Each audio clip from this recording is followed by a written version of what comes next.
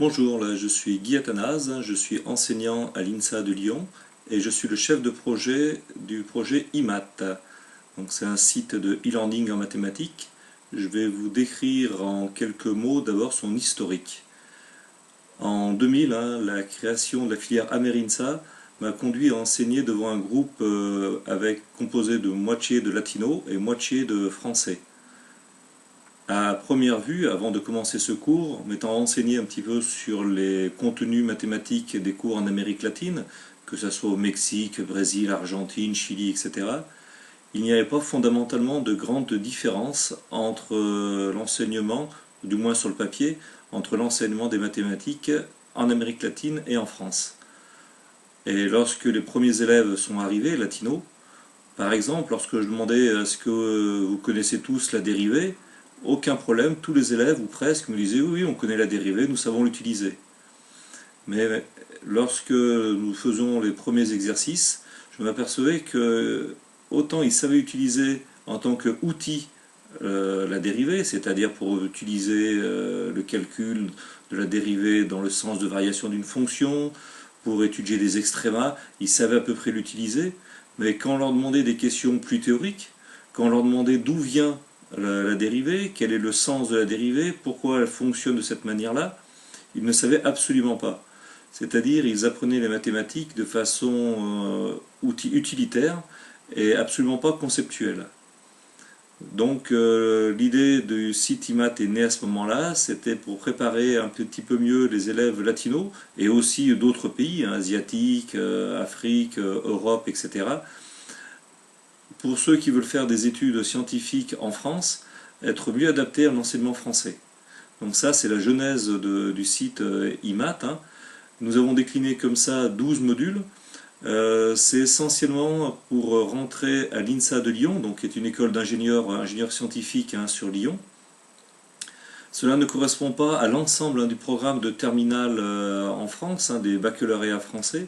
Un certain nombre de modules, par exemple trigonométrie, géométrie, probabilité, statistique, arithmétique, trigonométrie, ne sont pas développés dans ce site IMAT à l'heure actuelle, mais peut-être que dans les mois, voire les années qui viennent, dans un développement ultérieur du site IMAT, cela sera possible.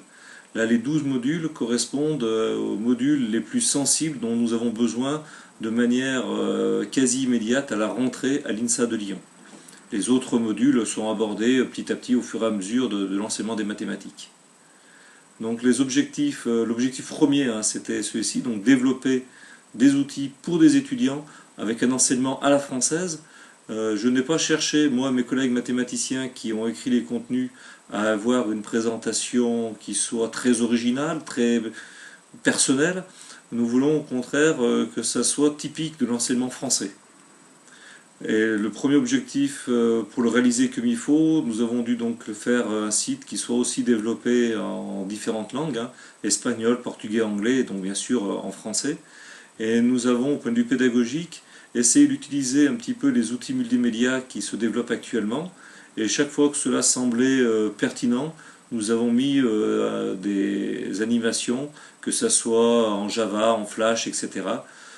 Le point faible actuel de ce site, j'en suis très conscient, c'est le manque d'exercices, que ce soit des exercices corrigés, des QCM ou autres, pour pouvoir mieux comprendre et manipuler tous les outils qui sont exposés. Lorsque le site a commencé à être créé, un deuxième objectif très important pour moi et mes autres collègues est apparu aussi. Comme l'enseignement des mathématiques est différent suivant les pays, il nous est paru aussi assez intéressant que ce site serve de base pour pouvoir manipuler, pour pouvoir exposer aux autres mathématiciens notre façon d'enseigner et que ça soit un lieu d'échange entre différents pays qui exposent les mêmes notions, qui sont des notions assez fondamentales en mathématiques, notions de calcul intégral, de calcul différentiel, les nombres complexes, etc. Mais avec un point de vue, que ce soit point de vue mexicain, le point de vue brésilien, le point de vue français, d'autres points de vue, pourquoi pas, pourraient se greffer dessus, et que ça soit vraiment un lieu d'échange et de manière à faire évoluer les mathématiques, sachant qu'à mon avis, les mathématiques en France sont enseignées de façon très, voire trop théorique, et en Amérique latine, au Mexique par exemple, toujours à mon avis, les mathématiques sont développées de manière beaucoup trop algorithmique. On voit l'outil mathématique dans les sciences de l'ingénieur, à quoi elles peuvent servir, mais elles ne sont pas étudiées comme étant pour développer l'esprit critique, l'esprit de raisonnement et de rigueur. Tandis qu'en France, dans une école d'ingénieur comme l'INSA, la part des mathématiques dans les outils pour les sciences de l'ingénieur, autres que les mathématiques, est aussi important que le développement du sens critique, du raisonnement et de la rigueur, comme je viens de le dire. Donc le site IMAT actuellement est en phase d'utilisation dans le monde.